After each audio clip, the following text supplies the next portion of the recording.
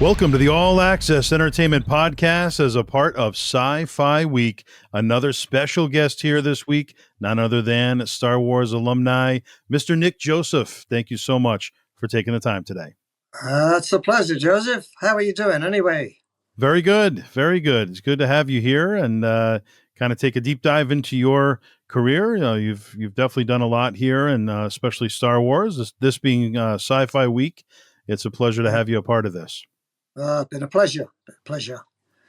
So rewinding to the beginning, growing up as a child or even into a young adult, what are some of your first memories of film? Some of the first films that you had seen? First films, well, quite a few. We're going back to the black and white. I love the British Second World War movies, the black and white ones. And that's what in fact, I even watch them now. I've probably seen them so many times, but there's always something that you will miss. Sure. And once you're, eventually you decide, you know what, this is something that I want to try. I'd like to do this. When did you get your foot in the door and how did you go about doing that? Well, I left school at about 15 years of age. My father got me a job at the company. He worked as an apprentice electrician. And after about 6 months, I said, sorry, I don't like it. It just doesn't fit. So he said, well, what do you want to do? I said, I want to be an actor. Usual answer, there's no money in acting. Well, I said, well, I'd like to try. Okay, he said. So I went to drama school, East 15 in Essex, which is not far from London. So I went there and learnt quite a bit. And when I came out, I thought to myself, well, how do I get an agent? So I looked around and I found a few people. And somebody gave me the idea that there's a lady who lives in London. She does an agent for background work. I thought, well, I've got to start somewhere, so let's try that. So I contacted her and she said, yes, sure, I'll take you on. And it was a couple of weeks after that I got a phone call to say that there's a show going on at the BBC called Clayhanger. It was about the potteries in Victorian times. She said, go along there. She said, it's only a small little feature.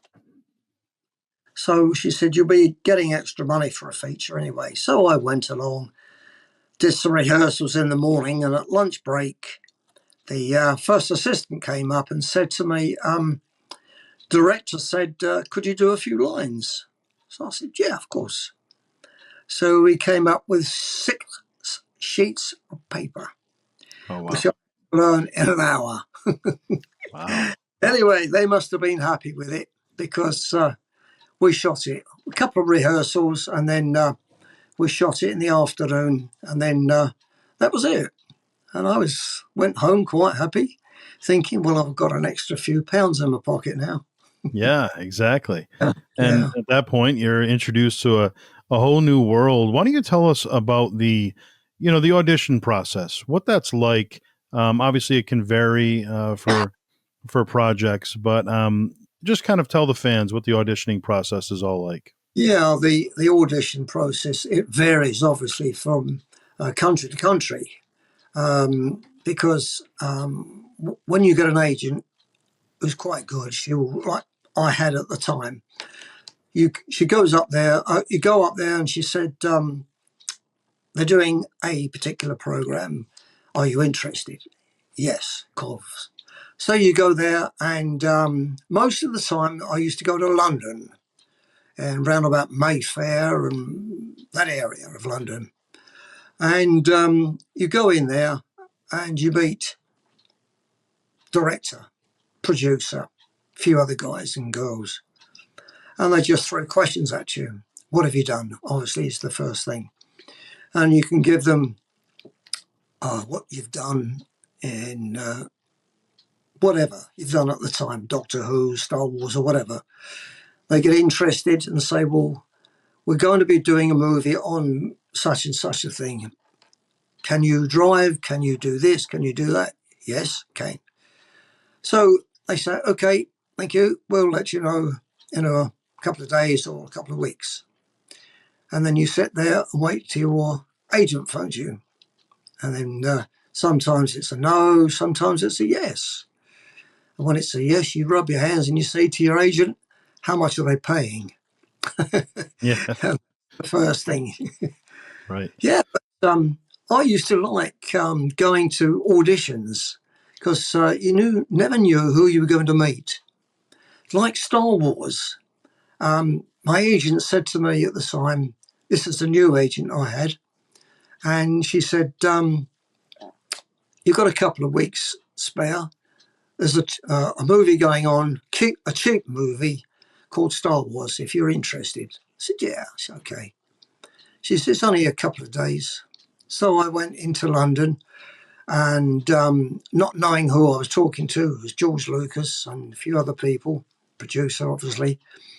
And they said, what have you done? I said, well, I've done Doctor Who and I've done Blake 7. They said, what's Blake 7? I said, it's another sci-fi where I played the scientist android. Oh, right. And it went through that. And a lot of questions. And they said, fine, we'll let you know. I think it was less than a week before I got the audition. Agent said, yes, you've got the audition. You're going to be starting the movie in a couple of weeks' time. So that was it. Fingers crossed. I thought, might get some money out of this, 2 days. Anyway, those 2 days turned into 15 days because I did the medal ceremony and also the, excuse me, the scene where all the pilots were in there being briefed. And I was sitting there, presumably taking notes and then giving information to the pilots at the end where they were going off to war. And then obviously at the end, everybody knows what the medal ceremony is then. And the reason that not many people know this is because I gave the medal to Han Solo. The reason is that many years before that, Han Solo and Chewbacca were still friends. Arhul Extrafon and his family were captured by the Zion pirates and are embedded in a ship's cell. And then one day there was a terrific explosion, and it was Han Solo and Chewbacca who rescued Arhul Extrafon and his family.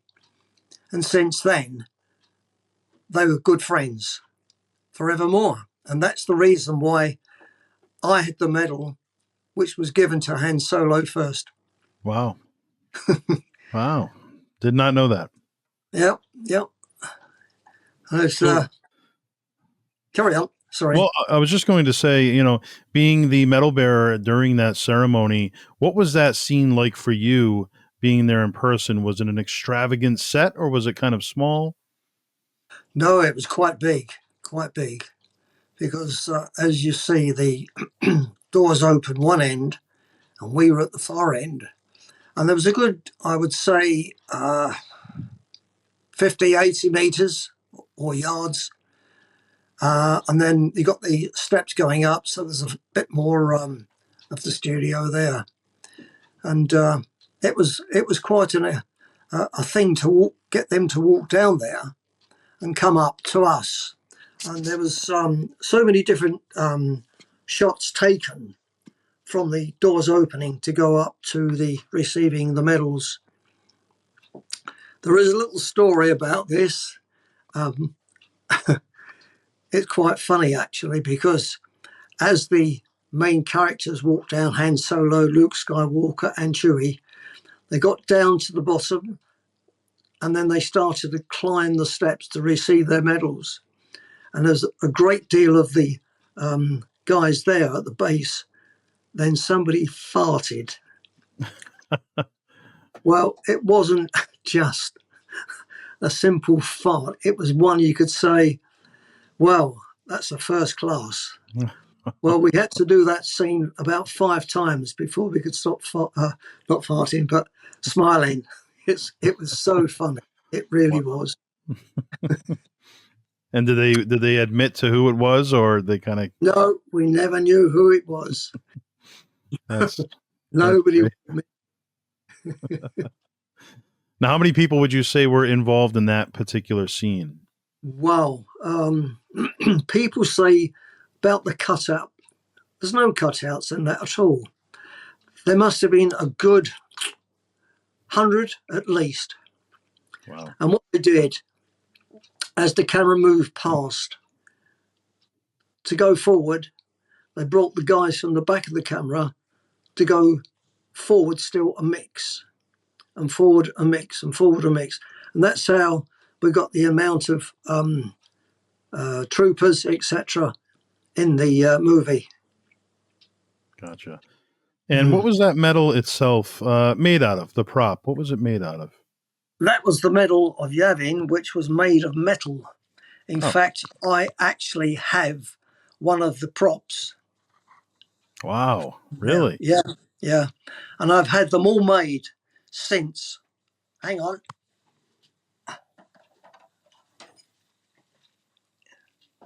Look at that. There's a replica of the actual medal, the actual size. You wouldn't know the difference between that and the actual medal, except for the weight. That's tremendous. Yeah. Oh. So my next question was going to be, was there a keepsake that you had from your career? That's probably one of them right there, as far as means a lot to you. I've got a cap, which I kept. In fact, quite a bit of clothing was thrown away. And I was just got back from the dressing room, walked past the big skip they had there, and on top was of bits and pieces, and there was a cap. So I took the cap, and I've still got it here today. That's the one. And I had another cap, which was given to me by a guy in America, actually, who was on the set as a background artist. And he said, I've still got a cap. I said, oh, that's very nice. He said, would you like it? I said, of course, yeah. So how much do you want for it? He said, give me a couple of signed autograph pictures. So I did. I got the cap. And then year before last, I gave it up to an auction. And I got £5,000 for it. Wow. Yeah. I guess that's not surprising, such a special piece. Yeah. But I still have the other cap. That's great. Still got that one. Oh, that's fantastic. Yeah. Now, when it comes to your outfit, your actual costume, was it comfortable? What was it made out of? Any memories of that?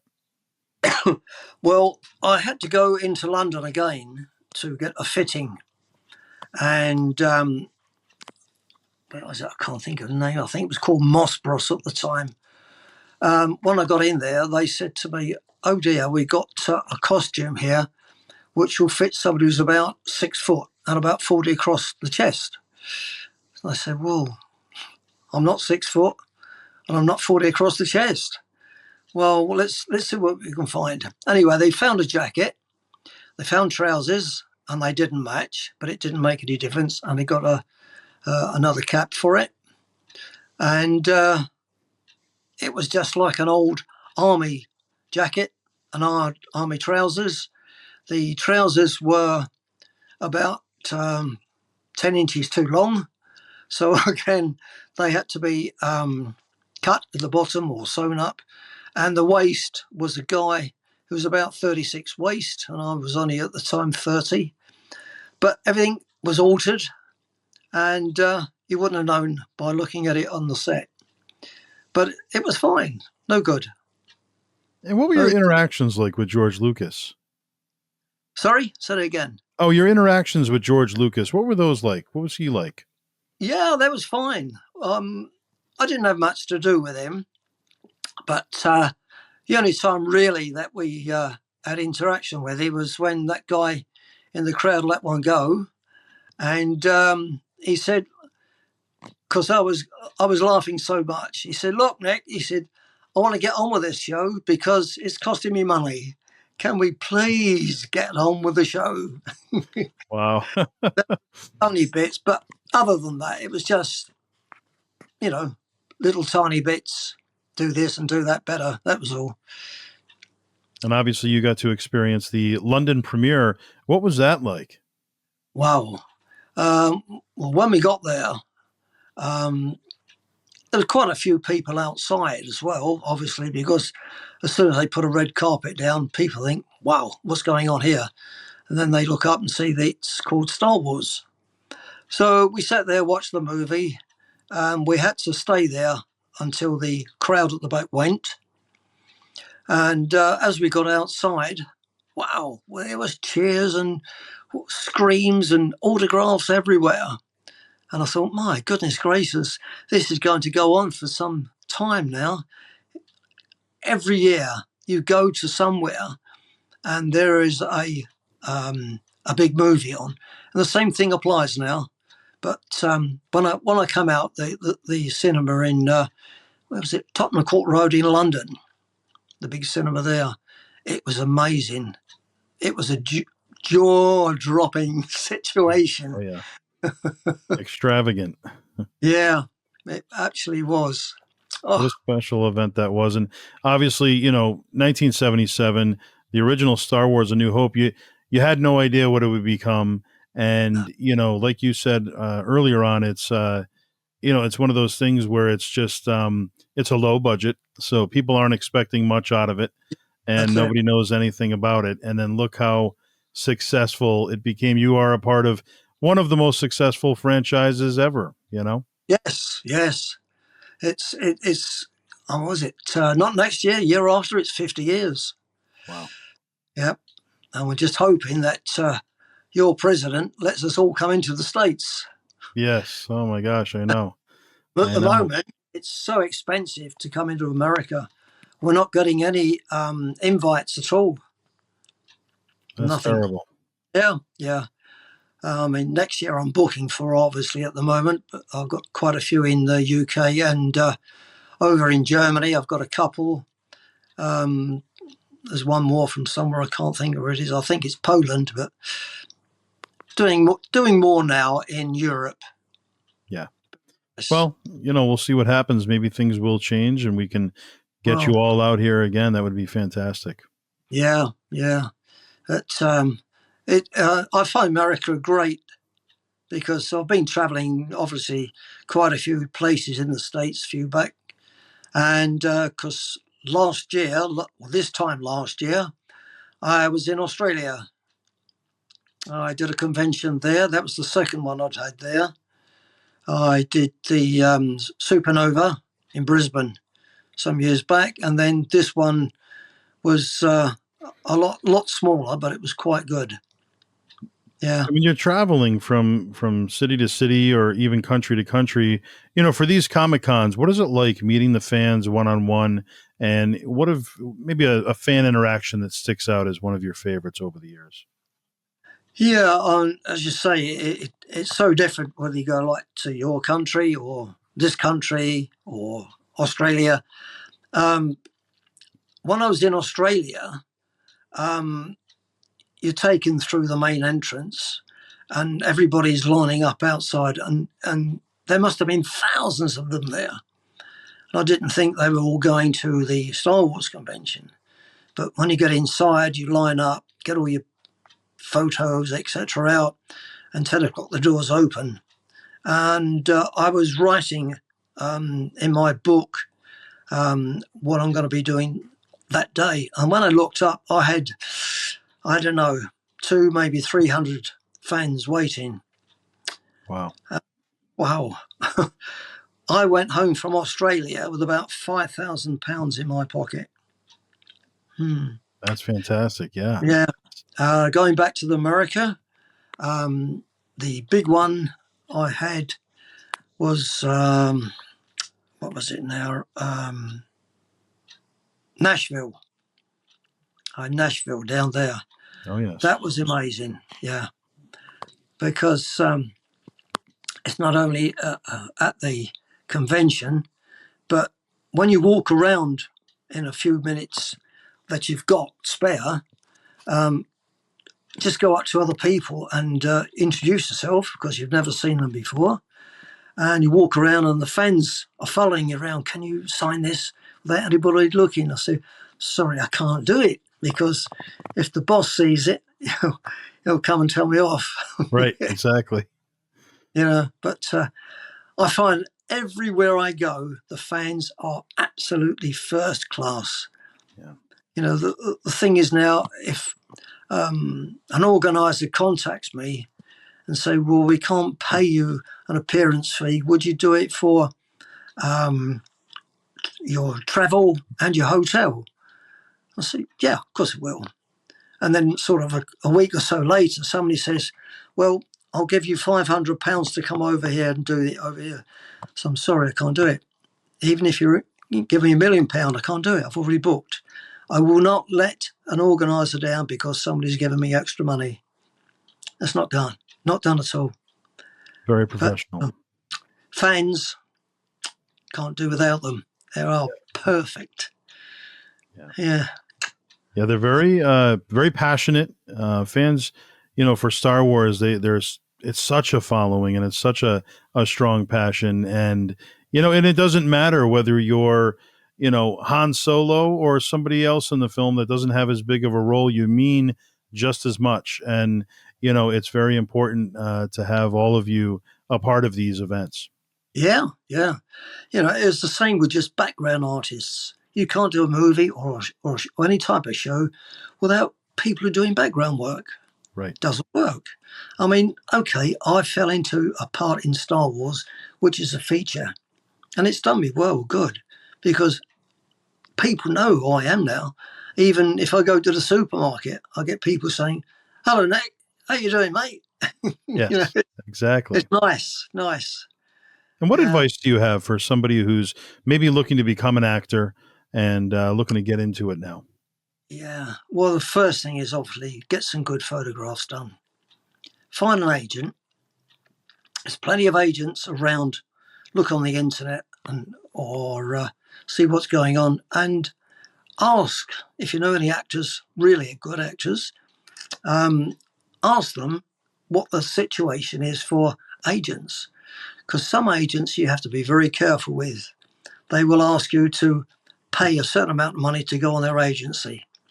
And I'll say, no, don't do that. There's agents you can go with who won't charge you any money to going on there, but they'll charge you for work they get for you, Sure. which is, the right thing to do. Yeah. It's good. So that's the first thing. Get yourself some photographs, get an agent. And if you want to go to drama school, go to drama school because you will learn a great deal. I did. I mean, I'm going back to 1972 now. When I first went to drama school, it's a long time now. And John Williams' music, the soundtrack of Star Wars, was so iconic, and I feel it was very important. How important do you think that the soundtrack was for the film series?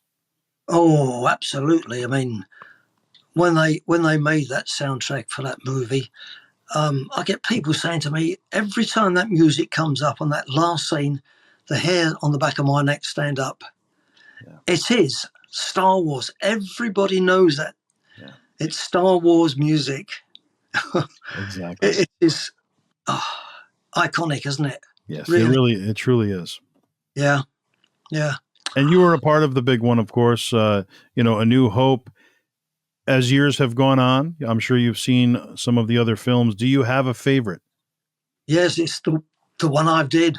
Yes. I mean, looking at others, um, today's Star Wars movies um, don't really click because a lot of the fans say they're not really acting to anybody, but they're acting to something on a screen. Back in the days that when we did it, it was you were acting to people, Right. live people. But well, yeah, I like watching the Star Wars movies, but it just doesn't click. Yeah. It's no, but I'm over here. We just one of the TV stations has just gone through the whole lot of Star Wars, and when they did the first one, the New Hope, the next morning I was going out, and my wife said to me, "Is somebody calling you?" I turned around. I didn't know who this guy was. He said, "I saw you on TV last night. Can you sign something for me?" I said, "What do you want me to sign?" He said, "A photograph." I said, "Well, yes, okay. Have you got it?" He went, "Yeah." He took it out of his pocket. He says, "I carry this photograph with me everywhere I go." And it was me with the medal. Oh. Yeah, How can fans follow you as far as purchasing autographs, or do you have a website? yeah, yeah. I've got my little part on a website. It's called the Nick Joseph autograph site there. It's on Sci-Fi Signers United .weebly.com. And the guy who owns the site has a number of actors on there. And we just pay him every year to keep the website going. And I get quite a few people coming on there because they contact you through that site. It comes up on my screen that Mr. So-and-so or Miss So-and-so wants number 21 or number 51 or a medal or a character figure, which we have now. Can I show you that? Oh, yes. Excellent. You see that? Well, I've got another one out at the moment. That is the one before our whole extrathon was made the major. And after the ceremony, the princess made him a major. And that's the new one. Oh, yes. You can just about see it. It's a bit light. Yeah. Very nice. That's the new one, where he's now major, our whole extrathon. And that's where he goes into Dagobah to find his friend Yoda. And there's a little story to it, which I won't tell you unless everybody buys the character. Ah, there we go. All right. Something to look forward to. Yeah. But no, I'm doing quite well with this Star Wars. The thing is now, the more they ask me to go, the more I'll go. So I'm just looking forward now to 2027 when we can get ourselves over to the States and everywhere else, because I've got a number of people who keep contacting me from America to say, when you're coming over. Yeah. I say, well, I'm sorry, but they won't let me come over because flights are too expensive. Right. Yeah. Hopefully things ease up and get a little bit better. 50th anniversary around the corner. Would love to Yeah. see you all out here for sure. And of course, in 1979, you would also go on to an animated series briefly for The Lion, the Witch, and the Wardrobe. You played Oh, the yeah. Moss Man. What was Yeah. that like, kind of doing voiceover work in comparison to on screen? Yeah, that was fine. Acting to voiceovers obviously is a little bit different, but the best thing to do is really that we used to go through it first to see what sort of action I can do to the voice. It's like did Blake 7. I don't know if you Yes. had that in the States, I believe. But anyway, because again, I always like to go through the scenes that I'm doing with the voiceover, just to see that the action I'm doing is actually for that voice and for the action to it. But with Blake 7, it was a lot in that one. But going back to ooh, Mossman, there wasn't a great deal that I had to do in that, but it was good. And I did enjoy doing that one. It was something totally different. And of course, 1979 to 1985, you would appear on 6 episodes of Doctor Who, the iconic series. What was that experience like? Oh, great. Absolutely great. With Tom Baker, he was such a nice man. He really is. He was the sort of guy who came in every morning and said good morning to individual people, not to everybody in one go, individual people. Yes, that was nice. It was nice. And then I did 2 with Peter Davison. And then I did 1 with Colin Baker. Now that's the one which I had a little bit more in. I didn't have any voice on that one because I'd supposed to have had my brain sucked out a bit more. No voice. And everything I did was hands or nodding of the head or whatever at the time. Right. No, we did some good shows there. I liked Doctor. Absolutely. Yeah. And of course, The Spy Who Loved Me, 1977, 007. Oh, yeah. How was that? Yeah. Oh, that was good, that one. I had a good laugh there. I was coming down the stairs and Bond was behind me and got to the end. I'm firing my gun, got behind the barrel, and I said, "Get back behind the barrel." And then I'm firing away, and then I found water coming down. I thought, crikey, the roof's leaking. Firing away, and it happened again. And I turned round, and it's Roger Moore with a water pistol. Oh. Wow. Yeah. That's great. Yeah. Now, when it comes to all these great... Oh, sorry, go ahead. No, go on. When it comes to all these great projects that you've been a part of, obviously so many different types of projects. If you had to choose one, what was your favorite? Well, I got 2, actually. One was called Secret Army, where I played the tail gunner and a Lancaster bomber. Oh. And the other one was called We'll Meet Again. That's when the Americans came to England. And we actually flew in the B-17 bomber. And we actually flew in the Lancaster bomber. Wow. Okay. Yeah.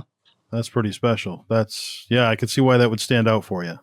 Absolutely. The thing about this, the Lancaster bomber sits at an angle on the ground. And when it gets to take off, the tail lifts.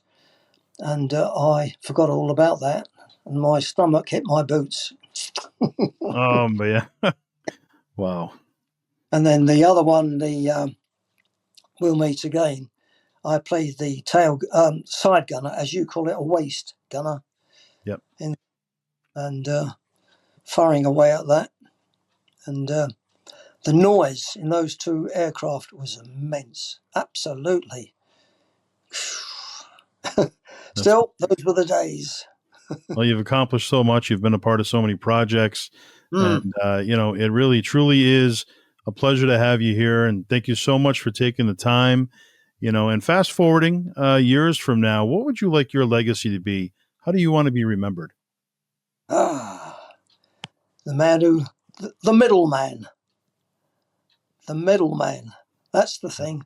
That's what I want to put on my gravestone. The middleman is here. Absolutely, yeah. I mean, you've done what the dreams of so many are to do, and of yours included, I'm sure. And looked at all of you've accomplished. Well, it's great. It's great. It was been absolutely fantastic to talk to you. And I do hope when we do get over to the States that we meet up over there and grab a coffee. Absolutely. Would love it, Nick. Thank you so much.